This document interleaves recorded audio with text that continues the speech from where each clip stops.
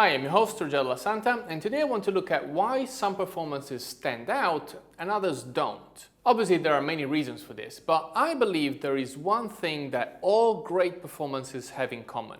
They're unexpected. They have something original that we didn't see coming. Whenever I hold auditions for actors, or whenever I'm on set working with actors for the first time, usually what most people come up with is the most obvious interpretation for the lines they are given. This doesn't mean it's a bad interpretation per se, it's just quite bland. It's the most obvious way to play those lines, to play those characters. So what this means is that when you're in audition, for example, you see actor after actor after actor giving you the exact same interpretation over and over and over again. So even though they're not necessarily bad interpretations, there's nothing special about them.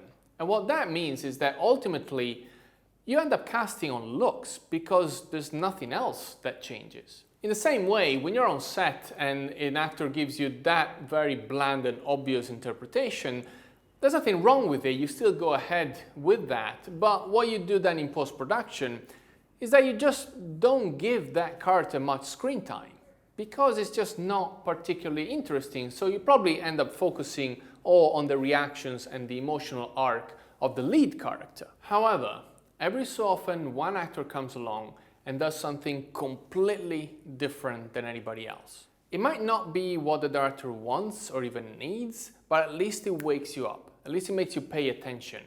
And it makes you want to work with this actor. It makes you want to take that interpretation somewhere else. And quite often what happens is actually the director realizes that that new and unexpected interpretation is exactly what he wanted. He just didn't know it yet. Let me give you an example. I'll tell you how Alison Hannigan was cast in Buffy the Vampire Slayer. Yes, I'm a geek, I know. So, Joss Whedon had already shot the pilot for Buffy, and the series had been commissioned, but they wanted to recast the role of Willow, Buffy's best friend, because the actress they got was not particularly good. So they held auditions again, and as sides they used this scene in the first episode where Willow tells the story of how some bullies when she was younger took something of hers, I think it was a doll or something, and just stole it from her. And at the end of the story, Buffy asks, "Did you ever get it back?" And the answer is most of it. Almost all the actresses who auditioned played that line just in an obvious way, which is being sad. And then Alison Hannigan came along, and she was the only one who played it happy. That was surprising. That was completely unexpected, and it created a much more interesting character. As a result, as we all know, Alison was cast, and for the next 7 years, she was one of the lead characters in this extremely successful TV series. So look at your scripts and ask yourself, what is the most obvious way to play this? Just read it out loud and that will be pretty much it. And then play with it. Try completely different approaches. Try unexpected ways to play that character.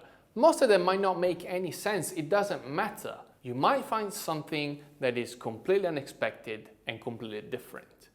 And that is what people want to see. Thank you very much for watching. If you enjoyed this video, please give us the thumbs up. And if you have any questions or requests for different topics or different videos, let me know in the comments below. Thank you very much. I'll see you next time.